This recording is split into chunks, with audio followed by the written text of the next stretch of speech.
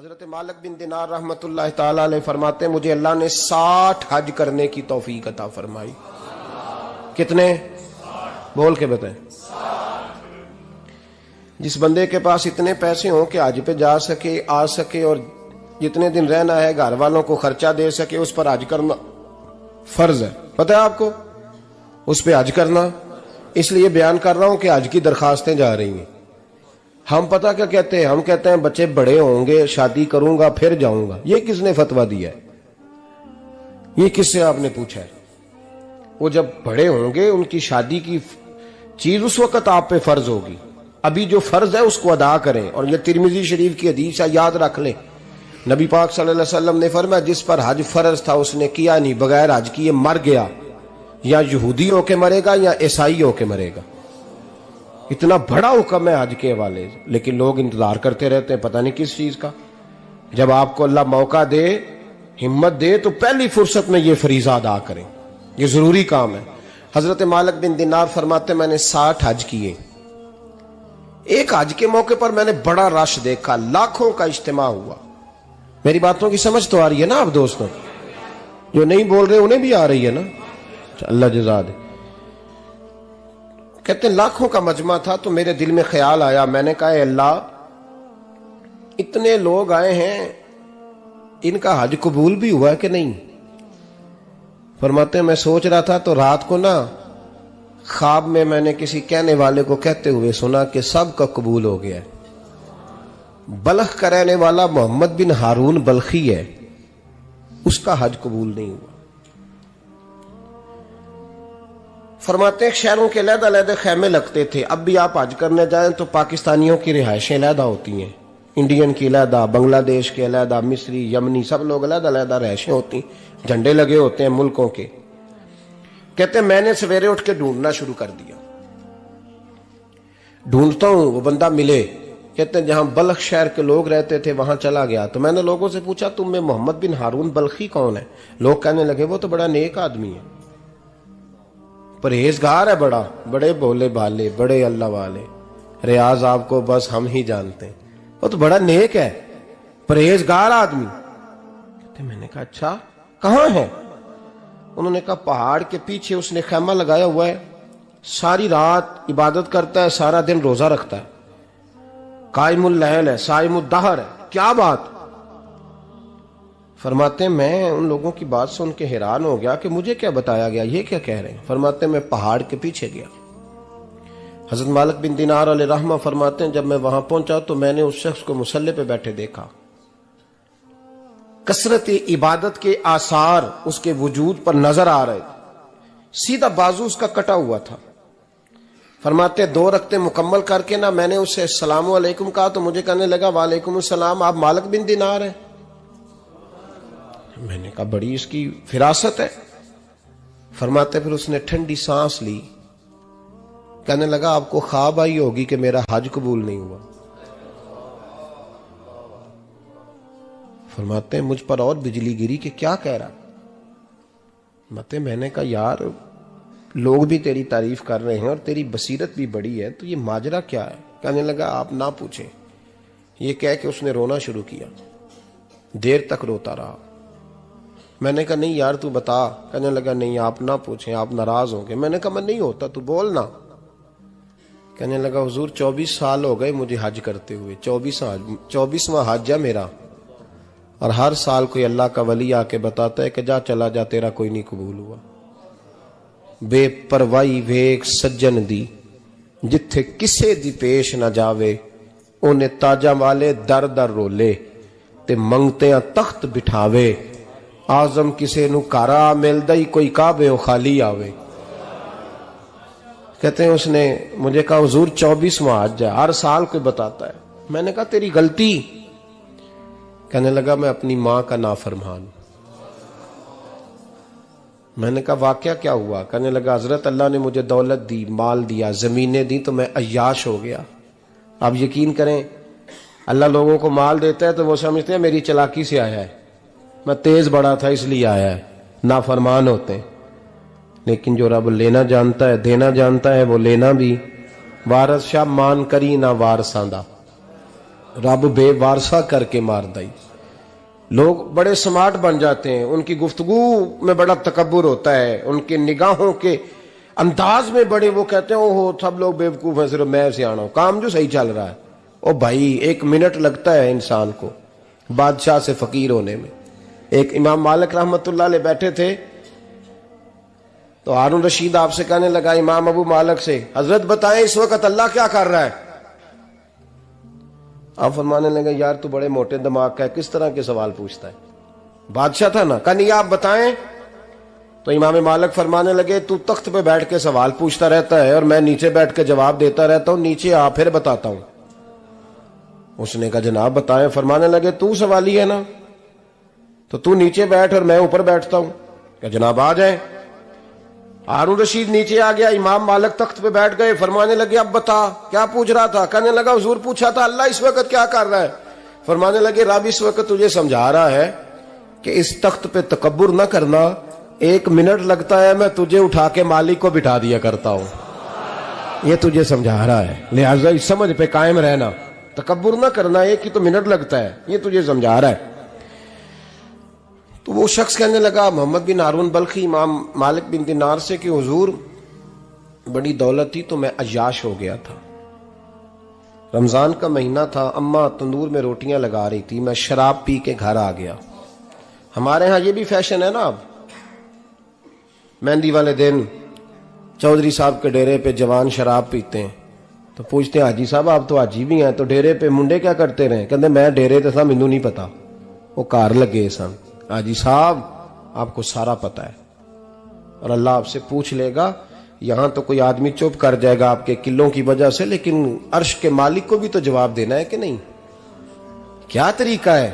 देखे ना, कुल वाले दिन महफिल और मेहंदी वाले दिन अल्लाह से सिर्फ दुखों का रिश्ता है, रसूलुल्लाह से सिर्फ गमों का रिश्ता है। अगर तूने ढोल ढमक्का शोर शराबा किया है शादी वाले दिन, तो कुल वाले दिन भी बजा, तेरा पता चले, जनाजे पे भी बजा। क्या तमाशा है? मजहब सिर्फ रस्म है, जरूरत है, कोई मर गया तो कुरान पाक खोल लो, बाकी जो मर्जी करो। हज भी कीती जांदे हो, लहू भी पीती जांदे हो, खो के माल यतीमां दा भेज मसीती जांदे हो, फट दिलां दे सींदे नहीं, टोपियां सीती जांदे हो, नफ्स ते छुरी फेर दे नहीं, बकरे कीती जांदे हो, फर्ज भुलाई बैठे हो, नफला नीति जांदे हो, ओ दसो ते सही बुल्ले नू ए की कुछ कीती जांदे हो, ओ दसो ते सही बुल्ले शाह नू की कुछ कीती जांदे हो। कोई तरीका है? कुल शरीफ पे मौलवी साहब तशरीफ लाइएगा, अब्बा जी के कोल है, तो मैं तो कहता हूं बजा ना बैंड बाजे वाला आज भी, तेरा पता चले कि ये दो काम कैसे होते हैं। तू किस तरह दो कश्तियों का, समझ नहीं आती बात की। मैं तो जाता ही नहीं बैंड बाजे वाली शादी पे, मैं कहता जो तुमको मर्दी पढ़ा लो, ने कहा हमसे नहीं दो काम होते, अल्लाह रोजी देने वाला है, एक ही करते हैं, 2 रंगी छोड़ के यक रंग हो जा, सरासर मोम हो जा या संग हो जा, मौज करो। हम इस चक्कर में पड़ते ही नहीं, हम वो रास्ता ही छोड़ देते हैं जो हमारी तबीयत के मुताबिक नहीं होता, बस खत्म हो गई बात। इसलिए गौर करें और याद रखें इस बात को। इमाम मालिक बिन दिनार रहमतुल्लाह अलैह फरमाते हैं मुझसे कहने लगा पैसे आए तो मैं अय्याश हो गया।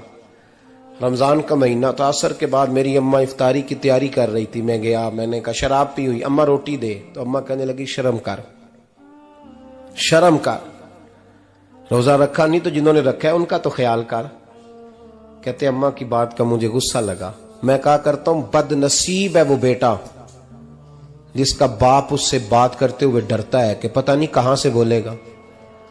बदनसीब नहीं वो बेटा जिसकी मां उससे बात करते हुए सहम जाती है कि पता नहीं कौन सी बोली बोलेगा। बदनसीब नहीं कि मां बाप भी जिससे खोल के बात ना कर सके। हजरत मालिक बिन दिनार से कहने लगा अम्मा ने जब कहा ना शर्म कर, तो मुझे गुस्सा आया, मैंने मां को थप्पड़ मारा और मेरी मां जलते हुए तंदूर में गिरी। लोगों ने मुझे पकड़ के अंदर बंद कर दिया कमरे में। सारी रात मैं शोर सुनता रहा पर नशे में धुत रहा। सवेरे आंख खुली तो मेरी बीवी बैग बांध रही थी। मैंने कहा कहां जा रही हो? कहने लगी जो मां का नहीं बना मेरा कैसे बनेगा। वो मैंने कहा मेरी अम्मा का, वो तो लोगों ने रात को ही दफन कर दी जनाजा पढ़ के। तड़प के कहने लगा मुझे क्यों नहीं बताया? तो कहते हैं लोग कहने लगे तेरी मरती हुई मां कह गई थी اسے میرا منہ نہ دیکھنے دینا، میرے جنازے کے قریب نہ آئے۔ حضرت مالک بن دینار فرماتے ہیں جب اس نے یہ بات سنائی تو میں نے بھی اس کے منہ پہ تھپڑ مارا۔ میں نے کہا تو اسی قابل ہے۔ کہتے ہیں وہ رونے لگا، حضور دعا کرے اللہ مجھ سے راضی ہو جائے۔ کہنے لگا جب ماں کی انتقال کی خبر ملی تو میں نے کلاڑی لے کے وہ ہاتھ کاٹ دیا جس سے ماں کو مارا تھا۔ میں نے ساری جائیدادیں خیرات کر دیں۔